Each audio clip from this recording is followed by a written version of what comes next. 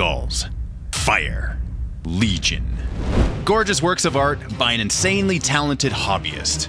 MiniWarGamer Dave here from MiniWarGaming.com, and I'm the Hobby Hunter. And these are my top 10 picks for Algerothen. Starting off this path to damnation at number 10, we have a repulsor. This is totally insane. Like, look at this thing. Some modifications on this conversion include indents in the armor removed for freehands, which depicts scenes of the Battle of Daxium II, which is a kind nod to a narrative campaign we filmed on the channel. Legion and Chaos freehands are inspired by the art of John Sullivan and Jamie Martinez. The backdrop is inspired by the art of Icy Ymir, and on the front we see me? That's right, he painted a picture of me. He sends me these models so I can film them in a series, and as a thank you, I send him a repulsor, and what does he do in return? He paints it up and he makes another piece of art out of it. On the back hatch, we see Governor Algerothen, which is a character in the campaign. It's a self-portrait of himself. The two cannon barrels were converted with green stuff, the minigun moved to the turret gunner, and the smoke, fire, and ultramarine logo all made with green stuff. The lightning you see here is a metal wire, and the burnt effect was made with Mordant Earth texture paint. The entire thing was painted by brush with no metallic colors. The entire project took him 360 hours to complete, and to date is his most ambitious project. He's super awesome at converting vehicles. Let's take a look at his infantry. At number 9, we have a Blade Guard veteran from the Young Reclaimers of Dorne chapter, led by their chapter master Valric, and are fiercely loyal to the Imperium. Such that this veteran managed to push beyond the veil of death, fighting once more to protect the last wall in Legio Damnatorum, which is Algerothen's custom name for his Legion of the Damned Army. The model is reposed, all non-metallic metal, and the shield is free-handed. The sword is modified, and the flames were made with green stuff. The base is made using cork. That yellow pops so much. The first time I saw this mini, it was insane. For the number 8 pick, because it's Khorne's number, I was looking for gore-soaked awesomeness. Khorne demands skulls. And what better than a Legio Damnatorum pre-heresy world eater?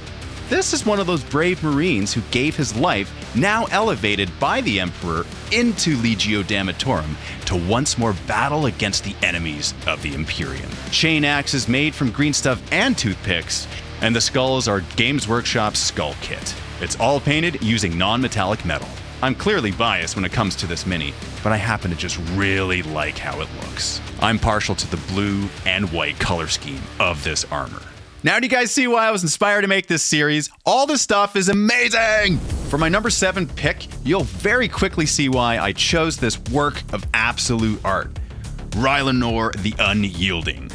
Details on the model itself include flames being made with green stuff. The banner is a Red Bull can and a cocktail stick with some green stuff. The image of Rylanor's final moment together with Fulgrim is free-handed. The virus bomb is made from a hose coupling and some green stuff. All painted with brush, all non-metallic metal.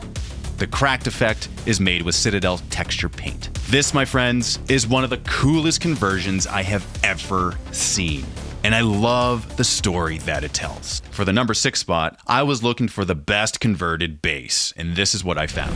Legio Damnatorum Black Templar Judiciar. First off, it's based from the model from the Black Templar Combat Patrol box, and the relic blade is from the Black Templar's upgrade kit. It was cut at the hand and reversed so it could be dragged behind him. The left hand was altered, and the power plant is from a Blade Guard veteran. The flames were made with green stuff, and the skull was from the GW skull kit. The material on the base is made of cork, and once again painted all non-metallic metal. This mini itself tells a story, and I love those footprints. At number 5, we have a Firehawk's Legionnaire. This is one of the first conversions I've ever seen on his account. And the first time I saw this fire, I was like, how did he do that? But it's not just the fire made with green stuff, it's the photography. He knows how to do that too and make it look really, really good. And that's when the rabbit hole started, where I go on his account and I see all his cool things, hence the reason why I'm making this video right now. It all started with this one. This is the one that started it all. So out of the sea of awesome things, I chose my next pick based on what stood out amongst his works of art. And it happens to be this, an Outrider battling a Necron, and look at those colors. Based on the Indomitus Outriders, all flames, explosions, and smoke and Templar symbol on the pauldron are all made with green stuff. It's all non-metallic metal and all painted by brush. The murals on the bike of Helbrecht and Grimaldus are free-handed. Shout out to Hell's Reach if you've never seen it. Check out this film. Hands down one of the best Warhammer-centric videos made of all time. But that green though, how much does that pop?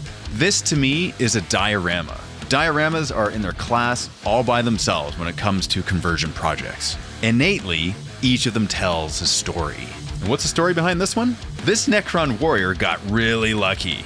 He was hit by the front of the bike, which sent him flying in the air, as this Outrider uses his chain and retaliates and cleaves the Necron in half. Closing in at number 3 now, this is something that I would show a friend.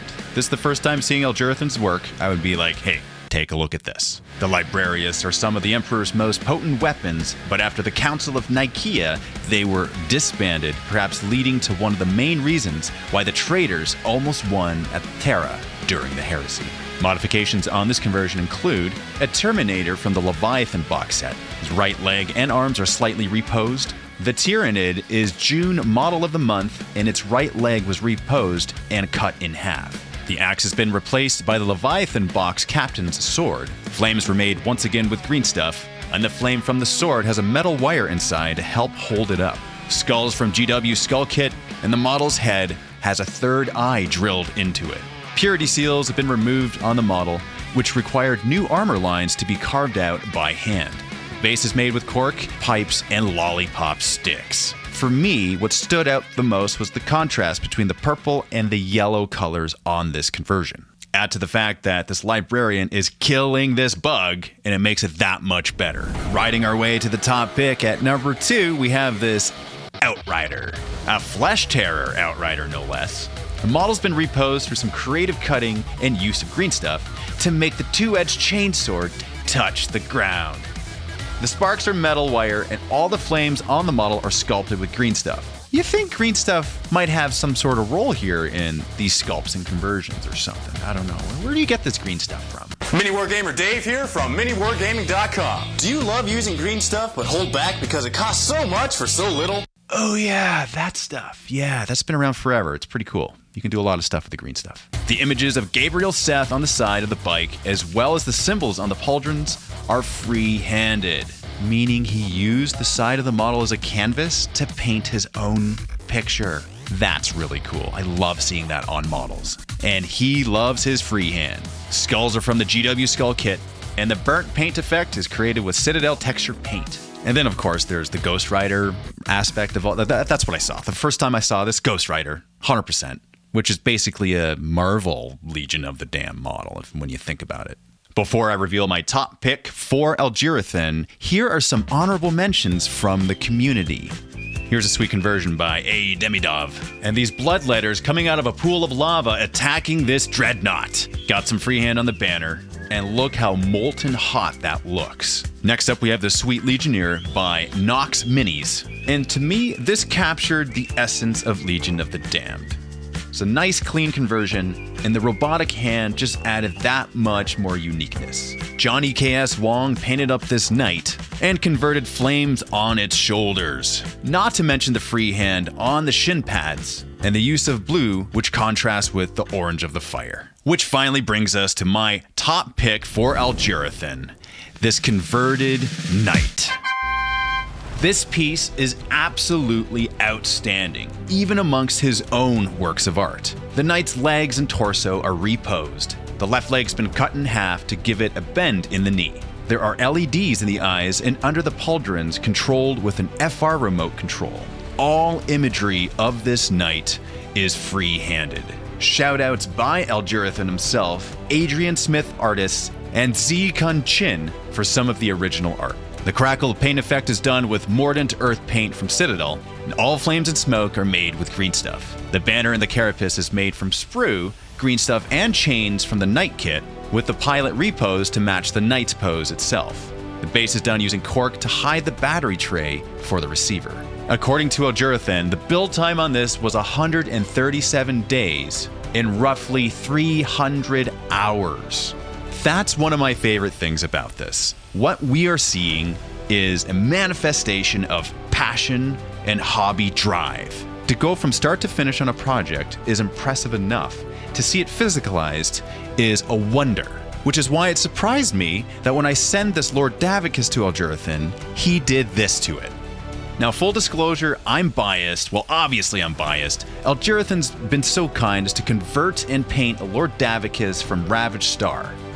Just to be clear, I didn't ask for this, but I also didn't say no when I saw it. This conversion is absolutely incredible. The late pledge is now open on GameFound, so you can order this mini as well as hundreds more. I can't believe he took Guilliman's sword and put it in the hands of Davicus. That is complete blasphemy, and I'm here for it. We are developing the rule set for Ravaged Star, the tabletop miniature wargame, and encourage the community's participation in playtesting. Links are provided below to get your minis, as well as our playtesters Discord. To attract the gaze of the hobby hunter, one must meet the following criteria. It must be unique, demonstrate passion, and support the community.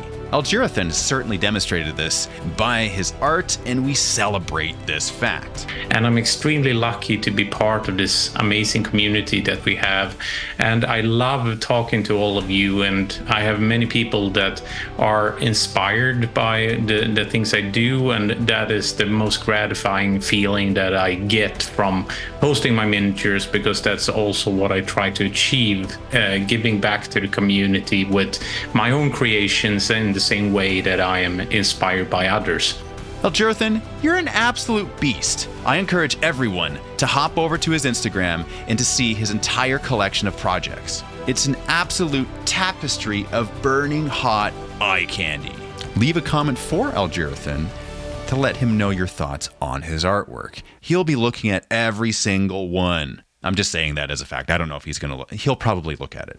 Leave comments below. Let me know who else you would like me to scrutinize in the Hobby Hunter. I'm MiniWarGamer Dave, and this is Hobby Hunter.